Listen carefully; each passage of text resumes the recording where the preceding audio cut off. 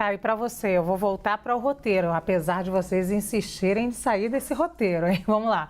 Diferente dos governos anteriores do PT, o atual cenário político desfavorece a aproximação do Brasil com a Venezuela? Na verdade, a realidade desfavorece a aproximação do Brasil com a Venezuela, porque hoje em dia, né, graças à rede social, graças à liberdade de imprensa, graças à livre circulação de informações, o povo brasileiro, e isso vale aqui para o Brasil, vale também para a sociedade global, está muito mais informada sobre os graves crimes cometidos por esse regime ditatorial do Nicolás Maduro. Né? Zé, você fez aí,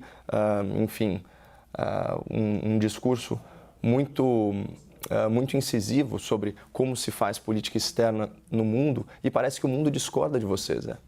Por favor, eu quero que você liste aqui para a nossa audiência quais foram os países democráticos visitados por Nicolás Maduro nos últimos 2 anos. Eu te desafio. Aí a gente vai ver se o problema é com a política externa brasileira anterior ou o problema é com o seu juízo sobre as coisas, sobre a sua visão. E a gente vai ver quem é ideologizado. Se é quem age como os países democráticos e sustenta a posição da responsabilidade humanitária das grandes nações frente aos desafios que a tirania, a violência e a opressão impõem, ou se são pessoas presas a ideologias ultrapassadas que defendem os seus a todo custo, mesmo contrariando a lógica. Então, respondendo aí a pergunta, é claro, Lu, quando você tem uma manchete como essa, tropa de elite de Maduro matou 14 pessoas por dia em 2018, diz ONU. Um relatório assinado pela Michelle Bachelet, uma ex-presidente do Chile, política de esquerda, né, denunciando, assim, morte de mais de 5.700 pessoas em um ano. Outras 1.500 no outro ano, pela Força de Ação Especial da Polícia Nacional Bolivariana. Isso é um caso. A gente tem aqui, olha, outras 793 pessoas presas por se opor ao regime. Prisão de parlamentar. Prende-se parlamentar lá, à torto e à direito. 22 parlamentares de oposição no cárcere. Então, é óbvio que o atual contexto desfavorece uma aproximação com a Venezuela. É por isso que é tão ultrajante, porque salta aos olhos a pauperização desse país. Esse país está em sofrimento profundo e a gente tem o nosso presidente da República, o atual presidente da República, endossando e legitimando esse regime. Não recebendo ele com boa educação, mas simplesmente repercutindo as mentiras que ele conta em casa. Que as eleições foram legítimas, que, na verdade, os problemas econômicos da Venezuela advêm de questões internacionais. Você, de certa forma, pincelou isso. Eu já dei esse dado aqui. Em 2014, a Venezuela já não ia bem. 5 entre 10 pessoas em estado de pobreza. 5 entre 10. Aqui, depois, agora, são 9 entre 10 pessoas. Só para efeito de comparação, quando o PT foi defenestrado do poder em 2016, segundo o IBGE, e eu espero que você não discuta esse dado, Zé, havia 52 milhões de brasileiros abaixo da linha de pobreza. Então, o que isso significa? Mesmo no Brasil, que enfrenta uma série de dificuldades sociais, a gente está falando aí o quê? De 25% da população? Imagina um país que é 87% da população. Então, essa é a situação da Venezuela. Pobreza extrema, violência, né, opressão política, tortura. Então, enfim, eu nem sei mais o que falar. Eu acho que a gente acaba se perdendo um pouco em retórica, em proselitismo, quando na real era só, sabe, escancarar uma obviedade. Esse cara é um monstro. Não se paga pau, nem se prestigia um monstro, especialmente quando isso é desnecessário, Zé. A gente depende da China, a gente talvez dependa do petróleo da Arábia Saudita. Graças a Deus, a gente não depende desse monstro, do Nicolás Maduro. Então, prestigiá-lo é um grande erro, não apenas do ponto de vista moral, mas até do ponto de vista político, enfim. Muito Olha bem, Zé. Eu achei muito interessante essa fala final do Caio, porque ele mostrou algo importante. Porque os critérios que ele nos mostrou, pelos quais nós não deveríamos visitar ou manter relações, fariam com que o Brasil não devesse manter relações com a Venezuela, com a China, com a Hungria, com a Rússia, com a Turquia, com a Arábia Saudita, com Cuba e muitos outros. Esses são os que eu listei aqui rapidamente.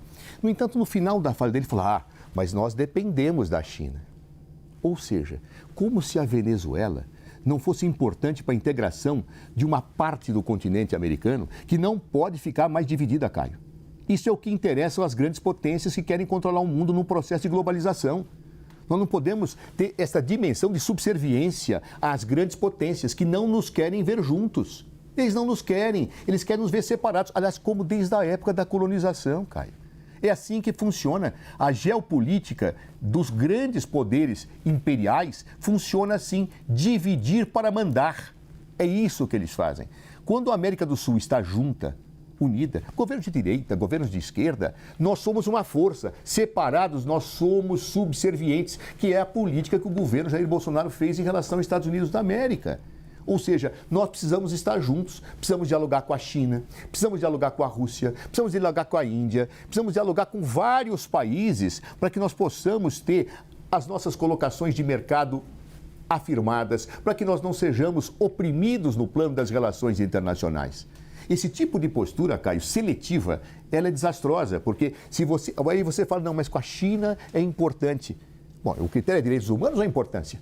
O critério é ditadura ou importância? Há importância? Pois então te digo, a Venezuela é igualmente importante, porque ela é um país da América do Sul e nós precisamos estar integrados com a Argentina, com o Uruguai, com o Chile, com o Peru, com a Bolívia, independentemente dos seus governos. É isto que é uma ideologia em que eu tenho afirmado muito, Caio, aqui, que nós temos uma visão de cachorro vira-lata. Os cachorros vira-latas, quando se juntam, eles enfrentam um Doberman. Claro, eles se enfrentam. E é isso que nós precisamos ter, um líder que faça isso, não um líder que proíba a presidente de entrar no país. Ah, mas eu discordo da Venezuela. Eu também discordo, como discordo de Orbán. Mas não é por isso que eu não vou ter relações com a Hungria. Eu discordo do Erdogan, que acabou de ser eleito na Turquia. Mas não é por isso que eu não vou manter relações com a Turquia. Ou seja, isso são relações diplomáticas que têm que ser feitas dentro de uma ética de responsabilidade estatal.